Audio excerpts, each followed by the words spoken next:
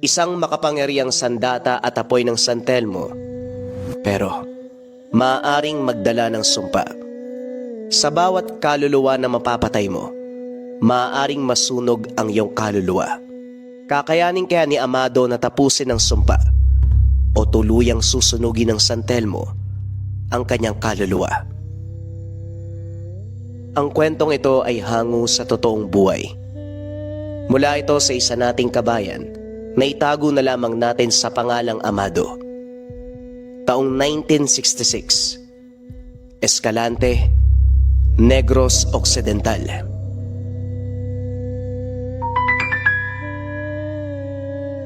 JD.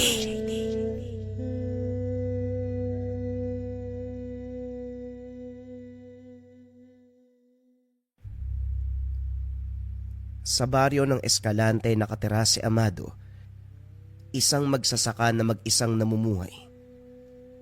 Sa umaga payapa ang paligid habang tinatamaan ng araw ang mga palayan. Rinig ang huni ng ibon at kaluskos ng hangin sa mga dahon. Nakangiti si Amado sa mga alagang pananim dahil ito lang ang kanyang kakampi sa magulong buhay. Simple lang ang buhay niya. Bangka na kahoy, lumang kubo, at isang kalabaw na matapat sa trabaho. Tuwing sumasapit ang hapon, unti-unting pinapalitan ng kakaibang lamig ang hangin. Sa baryo nila mabilis ang usapan tungkol sa mga nawawala nitong nagdaang buwan. Mga magsasaka na pumapasok sa kagubatan pero hindi na nakakabalik pa. May nagsasabing kinuha raw sila ng nilalang na apoy na gumagala tuwing kabilugan ng buwan. Si Amado, kahit kinakabahan, walang pagpipilian kung hindi ipagpatuloy ang pagsasaka. Kailangan niyang mabuhay.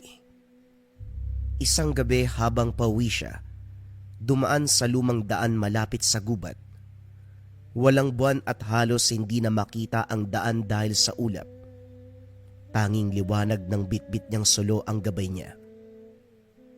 Sa gitna ng katahimikan, may narinig siyang parang tunog ng bakal na kumikiskis. Kasunod nito, mga ilaw na kumikindat-kindat mula sa makapal na halaman. Isang lumang lampara kasama ang isang mapurol na kinakalawang na itak ang nakasabit sa tuod ng punong kahoy. Maliit ang apoy pero kulay asul at parang may sariling galaw. May nakita siyang itim na bagay sa loob na gumagalaw. May maliit na apoy. Teka, kanino kaya to? Bulong ni Amado. Dahan-dahan niya itong kinuha. Sa mismong sandaling iyon tumahimik ang paligid. Nawala ang hangin. Nawala ang ingay ng mga kuliglig. Para bang tumigil ang buong mundo habang hawak niya ang dalawang bagay na yun. Sa ilalim ng lampara may nakasabit na itak. Mapurol ang talim nito. Kinakalawang, may mga nakaukit na simbolo malapit sa hawakan na hindi niya maintindihan. At doon sa hawakan, may natuyong dugo. Nanindig ang balahibo ni Amado. May tinig na pumapaloob sa isipan niya. Kunin mo. Kunin mo. Nabitawan niya ang sulo sa sobrang kaba. Malamig pero malalim ang boses. Napakapit siya sa itak. Sa higpit ng pagkakahawak niya, biglang nanlaki ang mga mata ni Amado nang sumindi ang mas maliwanag na apoy ng lampara, kulay apoy na dugo. Habang papauwi, nakikita niya ang pagkislap ng ilaw ng lampara kahit hindi ito sinisindihan. Isinangguni niya sa albularyo ang gamit na nakita. Pinaliwanag naman sa kanya. Kinabukasan ng hapon matapos magsaka, dumiretso siya sa bahay ni Apo Turing. Kalansing ng maliliit na palamuti na gawa sa buto ang sumasabay sa paggampas ng hangin. Pagbukas ng pintuan, kagad napansin ng matanda ang lampara at itak na dala ni Amado. Parang may nakita siya. Masamang pangitain, sa mga dalang gamit ni Amado. Ilagay mo yan sa harapan. Wika ni Apo Turing habang nakatingin sa mga gamit na parabang buhay. Pagkalapag ni Amado sa mesa, hindi pa man sumasayad ng buo ang itak. Bigla itong gumalaw na parabang may sariling buhay. Ang lampara naman, kumikislap ang apoy na asul, nagpupumilit na kumawala sa loob. Huminga ng malalim si Apo Turing bago magsimulang magpaliwanag. Ang lamparang yan, may nakakulong na San Telmo. Ang inakala mong bato na nasa loob, yan na mismo ang San Telmo. Ang apoy ay may kaluluwang nababalot ng galit. Noon pa man, sinusundan niya na ang dugo ng mga makasalanan. At ang itak na yan, ang minsang ginamit sa mga digmaan, maaaring hindi makaputol ng laman ng tao. Pero pag sa mga masasamang nilalang, nagiging isa itong makamandag na sandata. Nilalamon niyan ang libo-libong kaluluwa na kahit anumang masamang nilalang ay kayang patayin. At gayon, naghahanap uli ng dugo. Pagpapaliwanag ni Apo Turing. Sandali lang, Manong. Bakit sa akin to napunta? Simple lang. Pinili ka ng gamit. Gusto ko lang naman protektahan ang sarili ko. Wala akong ginagawang masama. Yun lang ang problema, iho. Ang sumpang hawak mo, hindi niya alam ang mabuti o masama. Lahat ng lalapit, kaaway ang tingin niya. Bago pa man makasagot si Amado, biglang nagsimulang magliyab ang lampara, ngunit hindi karaniwang apoy. Kulay pula, nagniningas, umiikot-ikot sa loob. Nagkakaroon ng porma ng muka, nakangisi, bumubulong ng kanyang pangalan. Amado! Amado! Hindi pa man nakakasagot si Amado, biglang lumakas ang ihip ng hangin. Sumipol ang apoy sa lampara, nagliyab ang kulay dugo. Ang apoy ay hindi lamang sumasayaw, nakangiti, marahas, mapanuksong ngisi na tila ba sarili ang iniisip. Pumikit ang mga mata ng apoy, humagalpak ng halakhak na boses na parabang mga demonyong sabay-sabay na nagsasalita. Amado, hindi ka ligtas kahit saan. Nabitawan ni Apo Turing ang balikat ni Amado. Napatras. Nanginginig ang mga daliri. Tumago sa sahig ang anino ni Amado. Humaba, gumapang, na parabang mabangis na nilalang na handang sumunggab. Narinig niya ang pamilyar na sigaw ng mga tumitili, mga sigaw mula sa kanyang nakaraan. Amado, anong nangyayari sa'yo? Naku! Napataas ng kamay si Amado. Walang tigil sa panginginig.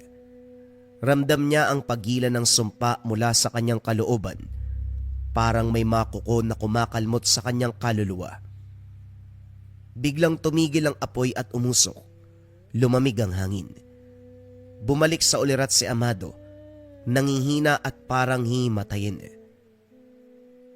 Amado, ayos ka lang ba? Tanong ng matanda habang lumalapit kay Amado. Nang walang ano-ano, may tinig na nagwika sa isipan ni Amado. Nagpakilala ito bilang gabay ng gamit. Gusto kita. Ako ang gagabay sa iyo. Ipagkakaloob ko sa iyo ang kapangyarihan ng gamit. Alagaan mo ang bagay na ito. Kung ako ang tagapangalaga, bakit parang ako ang ginagapos? Pakiramdam ko, unti-unti akong kinakain ng... Hindi na natapos pa ang sasabihin. Sumambulat ang matinding kirot mula ulo hanggang talampakan. Dumampi sa kanya ang malamig na hangin. Umiikot ang kanyang paningin. Pumikit siya. Tuluyang nawalan ng malay. Nagising si Amado sa isang lugar na hindi pamilyar sa kanya. Wala siyang nakikitang lupa o kapatagan. Tanging usok at abo ang kanyang nakikita at mula sa kawalan, merong boses na nagsalita. Ako ang nagbabantay sa sandata, ang huling tagapangalaga. Ang mga nauna sa iyo ay nilamon ng kapangyarihan, naging sakim, mapanakit sa kapwa. Ang tanging hiling ko sa iyo, huwag mong pamarisan ang masasamang ugali ng mga naging tagapaghawak ng sandata.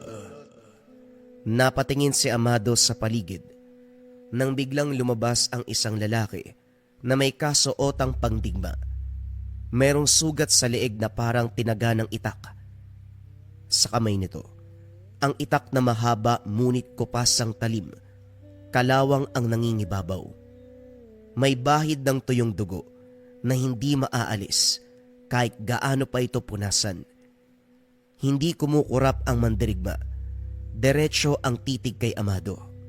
Siya ang huling may-ari ng itak. Ang unang biktima ng sarili niyang lakas. Sumipol ang hangin na parang humihingi ng awa.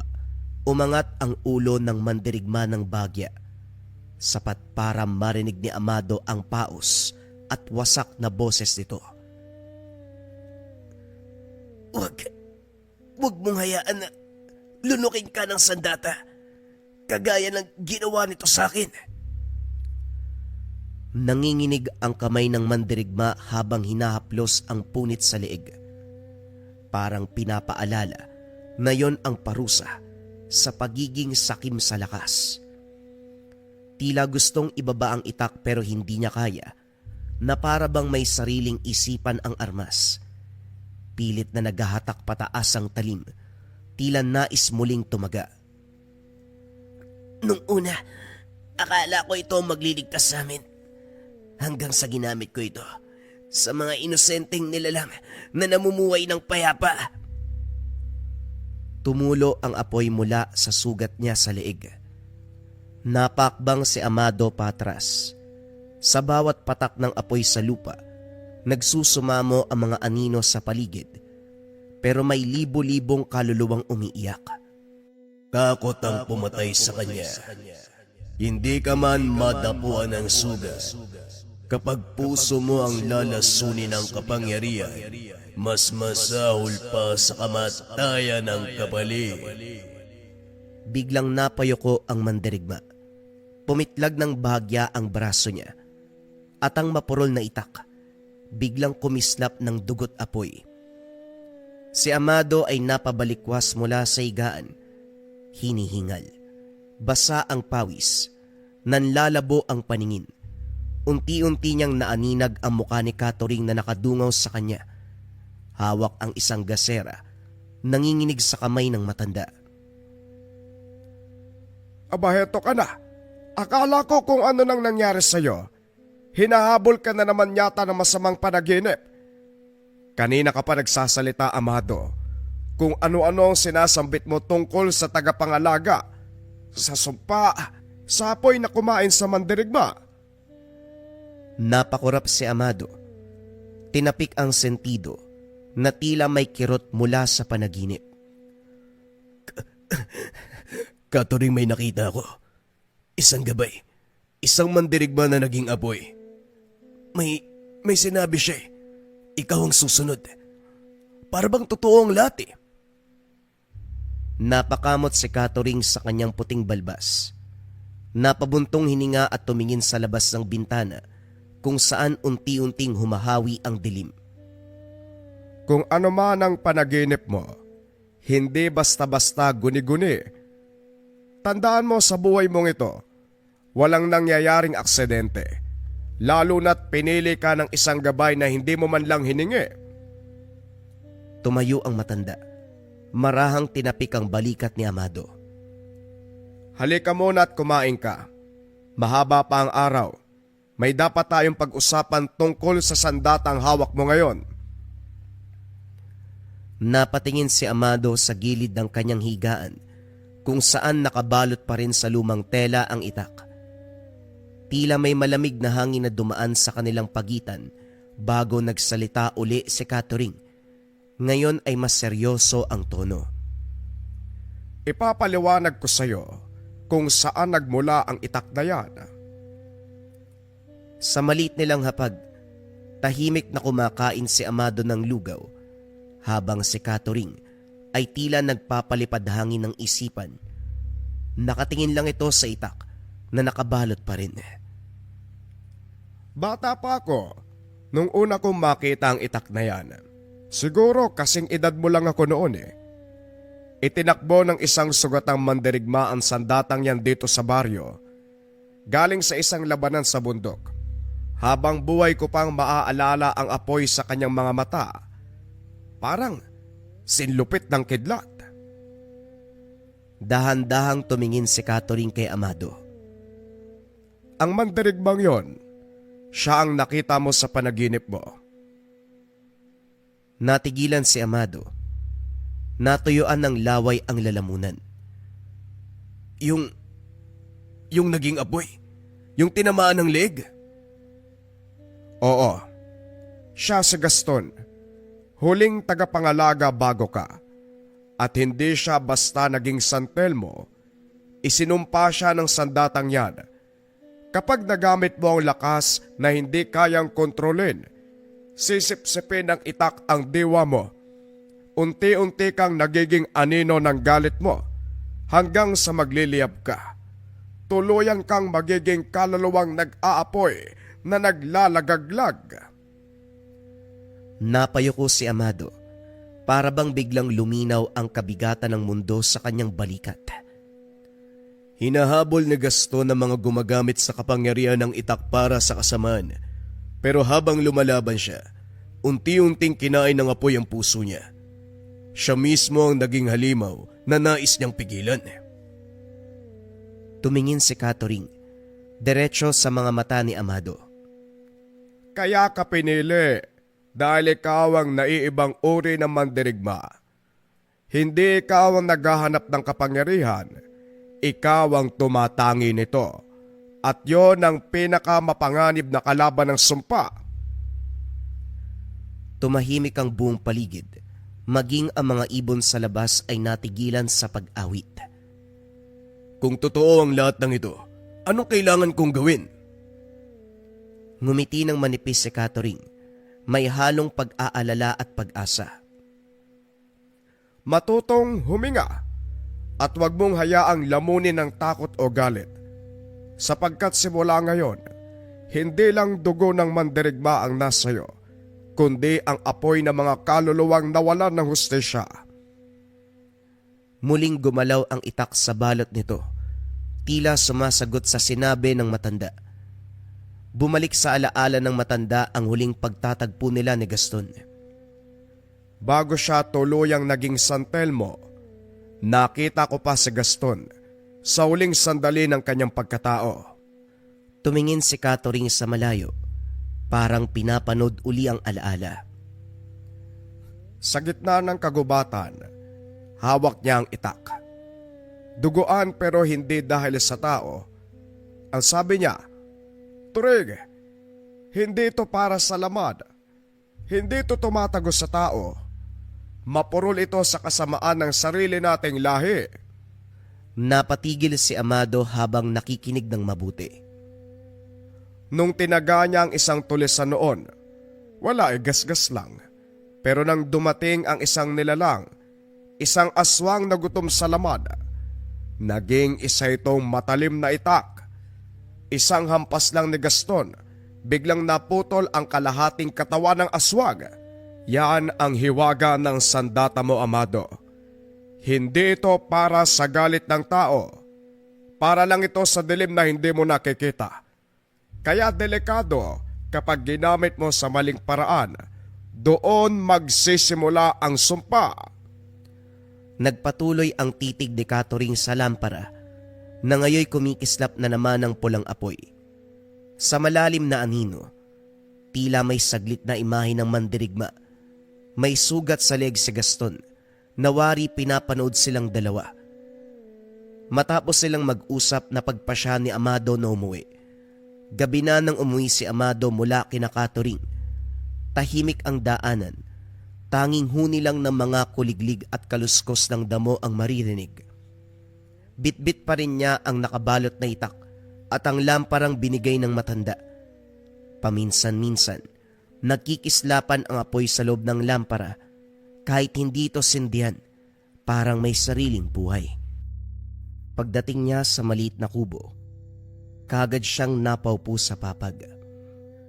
Ramdam pa rin ang bigat sa lahat ng nalaman. Sinubukang ipikit ang mga mata. Baka sakaling makatulog. Ngunit habang lumalalim ang gabi, unti-unting nagbago ang ihip ng hangin. Lumalamig, na tila may dumadaan na anino sa paligid ng bahay. May kaluskos sa labas.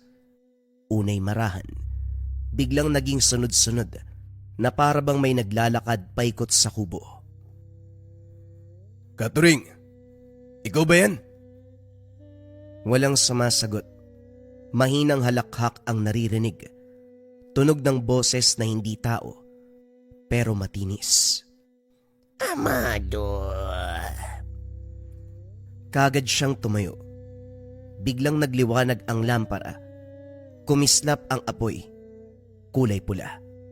Sa gilid ng bintana nakita ang isang nilalang. Payat. Mahaba ang buhok. Ang mga mata ay kumikislap na parabang uling. Ngumisi ito. Ipinakita ang mga matutulis at hindi pantay na mga ngipin. Matagal kitang inantay. Tagapangalaga. Kumalabog ang bubong. May mabigat na tumalon. Napatras si Amado. Kusang kumilos ang lampara. Ang apoy nito'y umangat. Lumaki. Nagsimulang bumuo ng hugis muka. Amado, gamitin mo ko. Isa siya sa mga nilalang na sinumpa ng apoy. Huwag ka matakot sa kanya. Tinanggal ni Amado ang balot ng itak. Mapurol. Kinakalawang. Parang luwat walang silbi. Pero nang pumasok ang malamig na hangin sa loob ng kubo, sumiklab ang apoy sa lampara at pumasok sa talim ng itak. Biglang nagbago ang itsura nito. Kumintab, kumislap at parabang humihinga. Umalulong ang halimaw. Kasabay nito ang paghinga ng malalim ni Amado. Kung ito ang kapalaran ko, naway gabayan ako ng amang may likha. Sumiklab ang lampara at sa unang pagkakataon gumalaw ang sumpang sandata. Pagsiklab ng apoy sa lampara, biglang tumigil ang lahat ng tunog sa paligid. Wala nang kuliglig, wala nang ihip ng hangin, tanging mga yabag ng halimaw sa bubong at tibok ng dibdib ni Amado ang naririnig. Biglang bumagsak ang nilalang mula sa kisame. Malaki, maitim at may mahabang kuko. Lumapag ito sa sahig na tila bahayop. Nakasayad ang dalawang kamay. Nakangisi. Naglalaway ng kulay itim na likido. Ang sandatang yan matagal nang gutom sa dugo. Noon pa mana, kumakain na yan ng kaluluwa ng may hawak. Hindi kumbinsido si Amado, pero ramdam niya ang bigat ng mga salitang iyon. Sa gilid ng kanyang paningin, ang lampara ay kumikislap, tila binabalaan siya. Amado, huwag mong hayaang mangibabaw ang takot. Pakinggan mo ang pintig ng lupa. Siya ang gabay mo. Mabilis na sumugod ang halimaw. Halos hindi makita sa bilis. Sa isang iglap tumama ang kuko nito sa dingding. Nag-iwan ng lalim na bakas. Umatras si Amado sabay bunot ng itak. Mapurol pa rin ito. Walang ningning. hanggang sa maramdaman niyang may mainit na dumadaloy mula sa lampara papunta sa kanyang kamay. Biglang nanginig ang talim. Ang kalawang ay naglaho. Napalitan ng kumikislap na pulang liwanag. Nang sandaling iyon ay parang may huminga mula sa loob ng bakal. Humampas ang aswang. Hinarang ni Amado. Sa pagtama ng itak sumiklab ang apoy. Tumagos sa laman ng nilalang. Umalingaw-ngaw ang sigaw na para bang kaluluwang sabay na umaray. Isang mabilis na hakbang. Sabay hiwa. Lumagablab ang katawan ng halimaw. Natunaw sa hangin. Ang naiwan lamang ay abo at halimuyak ng asupre. Nanginginig pa rin ang kamay ni Amado nang marinig niya ang tinig ni Gaston. Ang bawat kaluluwa na mapupuksa mo, may kapalit na bahagi ng iyong kaluluwa. Tandaan mo yan, tagapangalaga. Tahimik siyang napaupo. Nakatitig sa talim ng itak na ngayon ay muling naging mapurol. Sa labas naroon pa rin ang mga mata. Nagmamasid sa dilim. Marami sila. Nag-aantay lang ng susunod na gabi. Sumikat na ang araw sa Escalante. Ang hamog sa bukid ay mabigat. Parang ayaw pang lumisan. Sa maliit na kubo ni Amado, tahimik lang ang paligid. Pero sa loob amoy pa rin ang nasunog na kahoy at abo. Nakatulog siya sa papag. Hawak pa rin ang lampara. May maputlang marka sa kanyang braso. Hugis apoy. Bagyang kumikislap kapag tinatamaan ng sinag ng araw. Hanggang sa nakarinig siya ng mga yabag ng paa. Amado! Amado!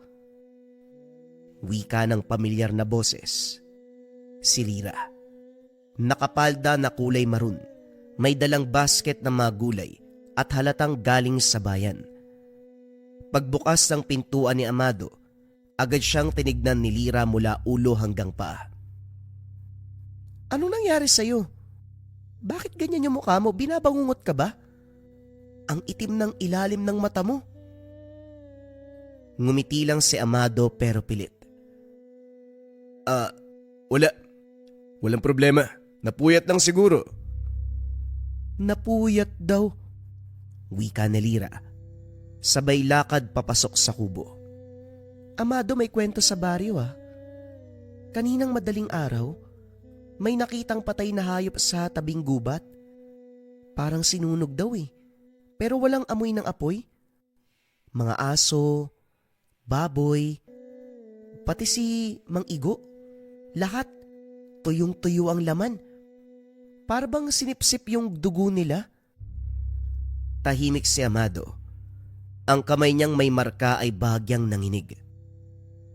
Ang sabi ng matatanda, may nagpakita na naman na aswang. Pero may nagsabi din eh, may ilaw na kumikislap kagabi. Dito sa bahay mo, ikaw ba yun? Napatingin si Amado sa lampara sa mesa. Sa ilalim ng sikat ng araw ay parang ordinaryo lang. Wala nang pulang apoy. Siguro nakita nila yung lampara. Wala nang iba. Sa likod ng kanyang isipan, bumalik ang tinig ng apoy mula kagabi. Ang bawat halimaw na mapupuksa mo, may kapalit na bahagi ng iyong kaluluwa. Sumagi sa isip ni Amado kung totoo nga ba ang sumpa. Baka ito ang dahilan ng mga patay na hayop. Marahil may puwersang nagising sa paggamit niya ng itak. Napansin ni Lira na parang wala sa sarili si Amado. Hoy, ayos ka lang ba? Parang may iniisip kang mabigat ah. Ngumiti si Amado ng pilit. Ayos lang, Lira. Sige na. Magpapahinga muna ako. Paglabas ni Lira, tumingin siya muli sa lampara. Ang apoy ay muling kumislap. Isang saglit lang, pero sapat para maramdaman ni Amado na hindi pa tapos ang gabing yun. Hapon na nang dumilim uli ang langit. Makapalang ulap, parang nagbabadya ng ulan. Si Amado tahimik lang sa kubo, sinusubukang kalmahin ang isipan. Pinilit niyang kalimutan ang mga mata ng halimaw kagabi at ang mga salita nitong patuloy na nag-e-echo sa loob niya. Habang nililinis ang paligid, may narinig siyang katok sa pintuan. Pagbukas ng pinto, tumambad ang isang lalaking matangkad, nakaitim na damit. May dalang tungkod na may bungo ng kalabaw sa dulo. Maputing-maputi ang buhok, pero malalim ang mga mata. Magandang hapon. Ako si Probo, ang bagong tagapayo ng baryo. Tagapayo, wala namang kaming narinig na papalit kay Apo Turing Ngumiti si Probo. Mabagal, pero may lamig sa tono. Ang matanda na si Turing. Maraming bagay na hindi niya na kayang hawakan. Ako na ang magpapatuloy sa mga gawaing espiritual ng baryo. Habang nagsasalita, napansin ni Amado na nakatitig si Probo sa lampara sa mesa. Hindi man ito nagsasalita tungkol dito. Halata sa mga mata na may alam siya. Maganda ang lampara mo. Lumang disenyo. Parang galing pa sa panahong hindi pa marunong magsinungaling ang mga anino. Hindi sumagot si Amado, pero ramdam niya, naninigas ang batok niya. Tila naramdaman ito ni Probo kaya ngumisi. Mabigat yan ano? Ang mga gamit na may kasaysayan, madalas may hinihinging kabayaran, naway kayanin mo. Tumalikod siya para umalis, pero bago pa tuluyang makalayo, huminto siya sandali, nagsalita ng hindi lumilingon. Mag-ingat ka ngayong gabi, Amado. Ang mga nilalang ng dilim, hindi lang mga halimaw, paminsan ay tao rin. Pagkaalis si Probo, sumiklab ang lampara, isang kisap matang apoy, kulay itim. Mabilis ding namatay, pero sapat para marinig ni Amado ang bulong na halos hindi galing sa lampara kundi sa hangin mismo. Siya ang dahilan ng sumpa. Napahawak si Amado sa dibdib. Parang may dumaan na malamig na hangin sa loob. Sa malayo sa kalsada, si Probo ay ngumisi habang papalayo. At sa dulo ng kanyang tungkod, may maliit na pulang apoy na kumikislap, katulad ng nasa lampara ni Amado. Kinagabihan, tahimik ang hangin, ngunit may kakaibang amoy. Amoy ng dugo na hindi nalinis. Si Amado ay hindi mapakali. Kahit pagod, hindi siya dinadalaw ng antok. May malamig na pakiramdam na parabang may mga matang nakatingin sa kanya mula sa labas. Sa pagitan ng bawat tibok ng puso, naririnig niya ang bulong ng lampara. May gumagalaw sa kagubatan. Ang apoy ng sumpa ay muling naglalakad. Kinuha ni Amado ang itak. Muling binalot sa tela at dahang-dahang lumabas ng kubo. Ang buwan ay kalahati lang, pero sapat para makita niya ang daang tinatahak. Habang palalim siya ng palalim, unti-unting lumalakas ang hangin. May mga aninong kumikilos sa paligid, parang mga usok na humihinga, hanggang sa narinig niya ang isang tinig. Mga anak ng kadiliman, panahon na para muling bumalik ang apoy sa atin. Hindi na tayo magtatago pa. Sumilip si Amado mula sa likod ng puno. Sa gitna ng bakanting lupa may tatlong nilalang na nakaluhod. Mga katawan ng tao pero may mga mata ng hayop. Lumuluha ng itim na likido. Sa harap nila, si Probo. Nakataas ang tungkod at sa dulo nito ay sumisindi ang pulang apoy. Ang itak ay muling nagising. Nasa kamay na ng bagong tagapangalaga. Ngunit kagaya ng mga nauna, luluhod din siya sa kapangyarihan. Mabilis ang tibok ng dibdib ni Amado. Gusto niyang lumapit pero natigilan nang makita kung paanong itinaas ni Probo ang kamay niya. Mula sa lupa, lumitaw ang mga anino, tila kaluluwa ng mga dating mandirigma. Lahat ay nagliliyab sa pula. Gaston, naririnig mo pa ba ako? Ang anak ng apoy ay nagbalik. Ngunit ngayon, sa akin siya susunod. Sa sandaling yun, nagliwanag ang lampara ni Amado sa kamay niya. Huwag kang lalapit, Amado. Siya ang ugat ng sumpa. Si Probo ang unang tumalikod sa gabay. Siya ang dahilan kung bakit naging halimaw ako. Napatras si Amado, pero naglalakad si Probo paharap. Parang alam niya na may nanonood. Ngumiti siya sa dilim. Lumabas ka na, tagapangalaga. Matagal na kitang inaantay. Nagtama ang mga mata nila. Nang sandaling yon kumislap ang mga anino sa paligid.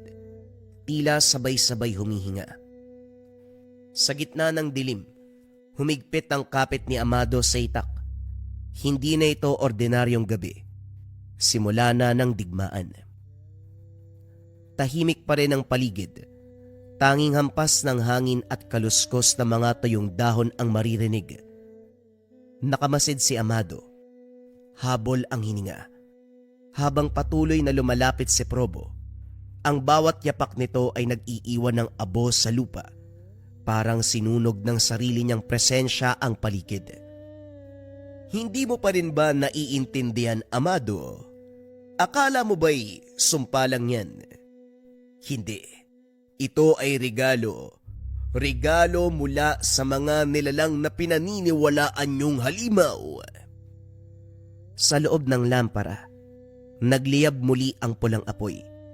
Isang tinig ang sumingit. Mahina, garalgal, ngunit puno ng awa. Probo, minsan siyang tinawag na tagapangalaga.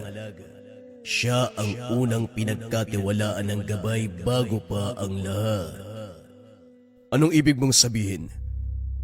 Siya ang unang piniling tagapangalaga ng itak. Ngunit sa kanyang panahon, lumaganap ang takot sa mga nilalang ng dilim. Sa halip na protektahan, pinatay niya ang mga inosenteng nilalang. Mga diwata, mga engkanto, tagapagbantay ng gubat. Akala niya kabutihan ang ginagawa niya. Dahan-dahang lumingon si Probo. Tila narinig ang bawat salitang iyon. Ngumiti siya. Tumpak! Ginawa ko lang ang kailangan kong gawin. Pero hindi ako naligtas ng gabay. Pinabayaan nila ako habang nilalamon ng sumpa. Kaya ngayon, ako na ang huhusga sa kanila. Ako ang magiging gabay ng bagong panahon. Sa isang iglap, itinaas ni Probo ang kanyang tungkod. Mula sa lupa bumuka ang mga bitak at sa ilalim ay umusbong ang apoy. Si Amado naman, halos matulak ng hangin, pinilit kumapit sa lupa. Ramdam niya ang lakas na tila humihigop ng kanyang puwersa. Biglang sumiklab ang hangin sa paligid, parang may humigop sa kaluluwa ng gabi. Ang apoy mula sa lupa ay unti-unting gumagapang paikot kay Amado. Parang may mga kamay na nag-aalab na gustong higupin ang kanyang diwa. Pinilit siyang tumayo. Nanginginig ang tuhod habang maigpit na hawak ang itak na kumikislap sa pagitan ng liwanag at dilim. Sa bawat paghinga niya, parang may humahatak pababa sa kanya. Isang bigat na galing sa ilalim ng lupa, parang tinig ng mga naunang tagapangalaga na tinutulak siyang sumuko. Mula sa gitna ng apoy, tumawa si Probo. Malalim, basag, at tila maraming tinig na nag-uunahan sa kanyang lalamunan. Nararamdaman mo, hindi ba?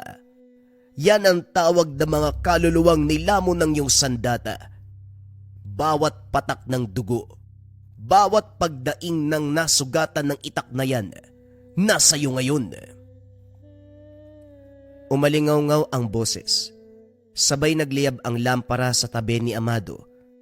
Kumikislap sa pulang liwanag. Naglabasan mula sa usok ang mga aninong hugis tao. Mga tagapangalagang matagal nang nasawi. Nakatingin kay Amado na parang may hatol. Huwag ka magpapalamon sa takot, Amado. Alalahanin mo ang iyong tungkulin. Hindi mo sila kaaway. Nanginginig pa rin si Amado. Sinubukan niyang isara ang isipan sa mga naririnig na sigaw.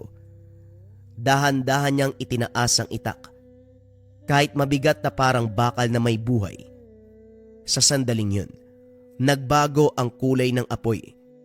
Mula sa lupa ay naging bughaw at ang hangin ay lumamig na para bang may humihigop ng init ng paligid. Imposible. Hindi mo kayang kontrolin ng bagay na yan. Kung tunay na sumpa ang sandata, masusugpo din ito ang sumpa.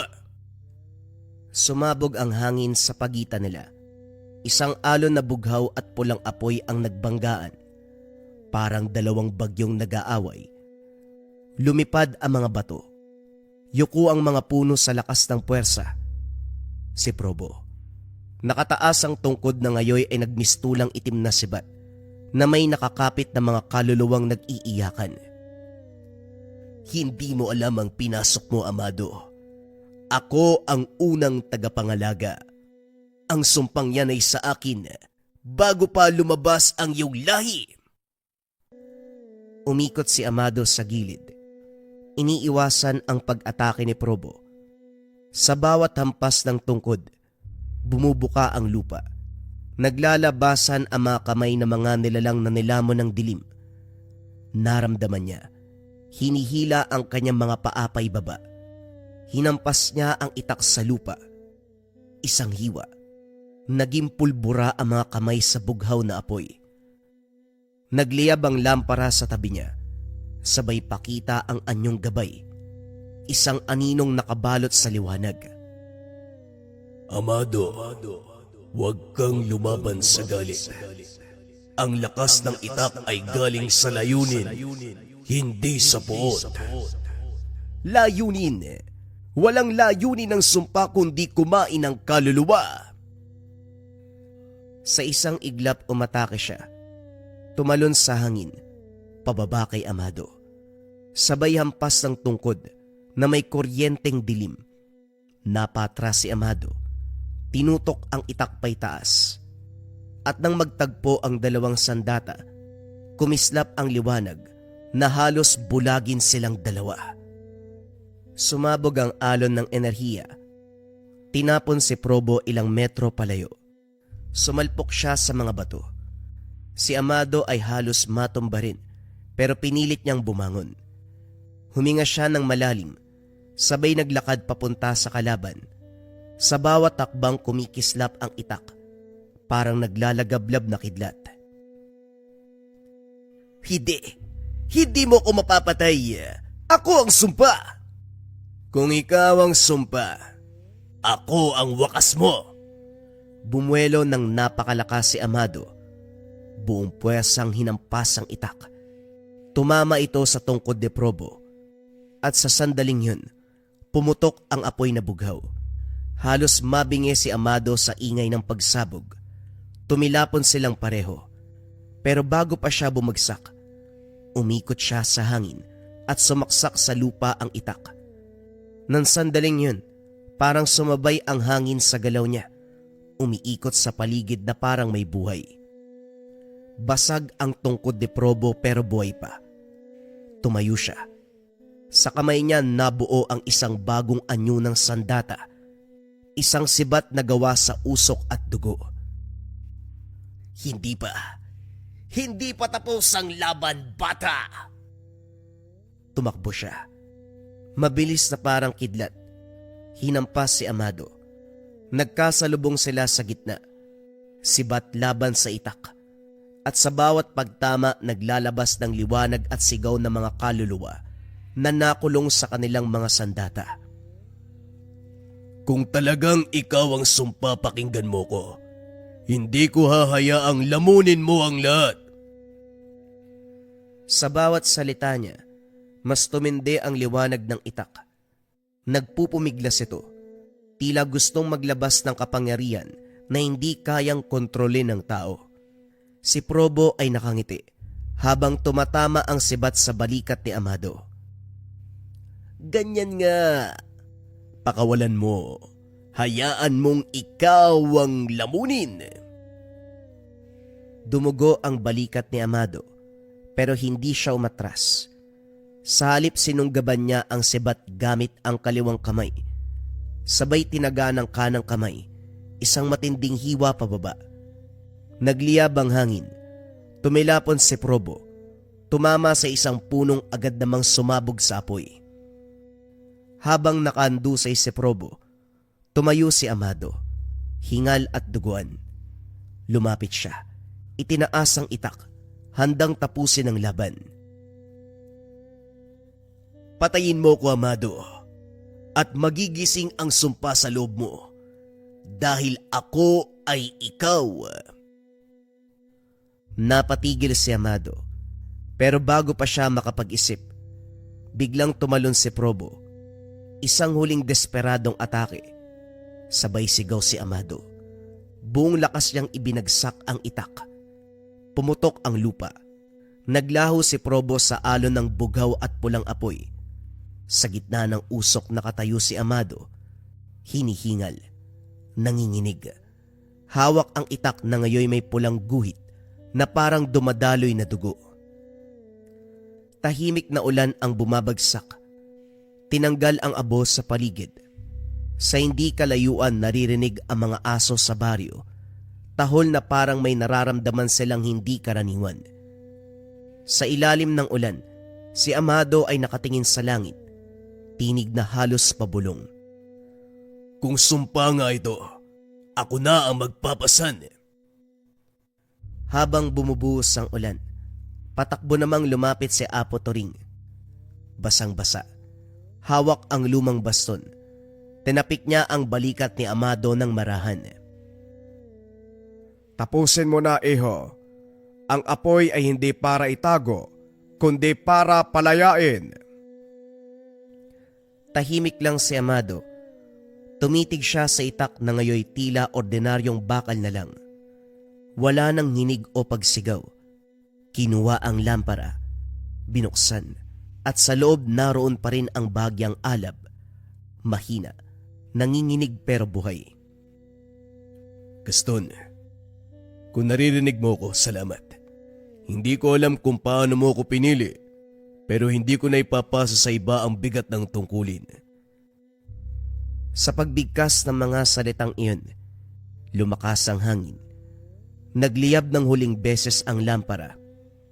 Bughaw, maliwanag, at sa gitna ng liwanag lumitaw ang anyo ni Gaston. Payapa na, walang sugat, walang galit. Tumango siya kay Amado bago tuluyang naglaho, kasabay ng pagkalma ng ulan. Sa likod niya, sumikat ang unang liwanag ng umaga. Tapos na, Amado. Nagwagi na rin sa wakas ang laban ng mga tagapangalaga. Ngumiti si Amado. Pagod pero magaan. Inilapag niya ang lampara sa ilalim ng punong mangga. Itinanim sa tabi ang itak. Hinayaan itong tabunan ng lupa. Sa unang pagkakataon matapos ang mahabang taon, nakaramdam siya ng katahimikan. Habang unti-unting lumalabas ang araw, sa may kanto ng bukid, may aninong babae na nakasilong. Si Lira. Tahimik siyang nakatingin. Hawak ang maliit na basket ng pagkain. Nang magtama ang kanilang mga mata, ngumiti siya at sa unang pagkakataon, ngumiti rin si Amado na walang bigat sa dibdib. Ang ulan ay huminto. Ang araw ay sumikat. Ang sumpa ay tuluyan ng natapos. Pagkalipas ng ilang linggo, muling bumalik sa tahimik na buhay si Amado. Sa baryong minsang nilamon ng dilim, unti-unti nang bumalik ang mga tao sa kanilang mga bukid.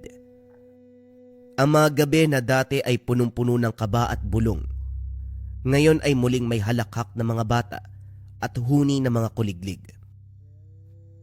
Sa maliit na kubo sa gilid ng palayan, nakaupo si Amado. Tinatali ang mga kumpol ng palay. Sa tabi niya ay naroon si Lira, nag-aayos ng mga ulam sa mesa. Wala nang lampara sa gitna ng silid. Tanging liwanag ng araw at init ng apoy sa kalan sa gabi ang kasama nila. Hindi ka pa rin ba sanay sa tahimik na gabi? Ngumiti si Amado, tumingin sa malayo. Tahimik na gabi ang matagal ko nang pinagdarasal. Lumapit si Lira, inilapag ang kamay sa balikat niya. At ngayong natupad na, anong kailangan mo? Wala na. Basta ikaw manatili ka lang dito. Baka masanay ka sa akin, ha? Mas mabuti nang masanay sa'yo kaysa masanay sa kadiliman. Umihip ang hangin sa bukid. Tinangay ang mga dahon ng palay at sa sandaling yun, parang sumabay ang kaluluwa ng buong baryo sa pagpapahinga ni Amado. Tahimik, buo, payapa. Sa dapit hapon, habang nagsisindi si Lira ng kalan, napatingin si Amado sa punong mangga, kung saan niya inilibing ang lampara at itak. Sa ilalim ng mga ugat, may bahagyang liwanag na kumislap. Mahina, hindi apoy, kundi patunay na may kaluluwang nagbabantay. Hindi ito sumpa, kundi isang alaala. Isang alaala ng malakas na gamit. Ang apoy sa lampara, ang apoy ng San Telmo, at isang malakas na uri ng itak. Ang makapangyarihang itak na ginamit ng Panday. Ang itak ng kamatayan. Kumusta mga kabayan? Magbabasa tayo ng patotoo patungkol sa Maracuyo bracelets natin. Ayan na yung mga bagong version natin, yung white sa lava, pero nandito pa rin yung OG version na glossy black and brown mga kabayan. Dako tayo sa ating first patotoo. Baka 5 lang yung basahin ko kabayan, sobrang dami na kasi nito. Sabi ng kabayan natin, dumating na po yung Maracuyo bracelet ko po. Grabe po yung kabog ng dibdib ko habang ino-open ko, tas nang nahawakan ko na sobrang saya ko po. Tapos suot ko po siya nang matulog ako, ang sarap ng tulog ko. Umaga ako nagising. Totoo po ang lahat ng sinabi nyo. Pakita natin yung comment. Andyan yan kabayan. Sabi ni kabayang Miss Carter. Basa pa tayo ng isa kabayan. Okay, etong next comment natin kabayan ay mula kay Yvonne Octoso.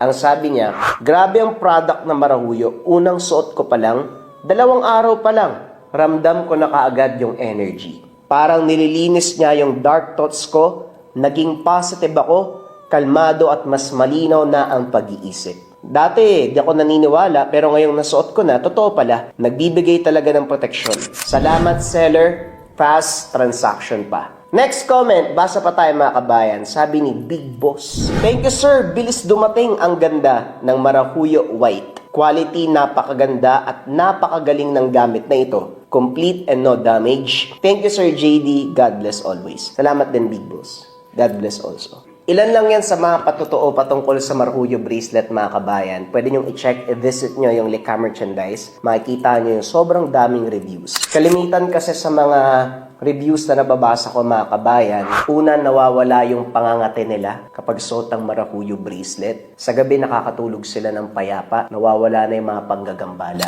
Yung pananakit ng tiyan, yung pananakit ng ulo, magmula nang nasuot nila yung Maracuyo bracelet, nawala lahat yun mga kabayan ko. Ang Maracuyo bracelet kasi itong suot-suot ko ay depensa espiritual. Kontrakulam, barang, tigalpo, palipadhangin, usog, o kahit anong masamang uri ng sumpa. Nandito rin yung tinatawag nating rebuelta mga kabayan ko. Kung ano man yung sumpa na ibinigay sa inyo, ibinabalik dun sa taong nagbigay. Kung interesado ka, pili ka ng version na gusto mo mga kabayan, pare-pareho yan ng bisa. Visit nyo lang ang shop ng Lika Merchandise. Mag-ingat sa mga scammers.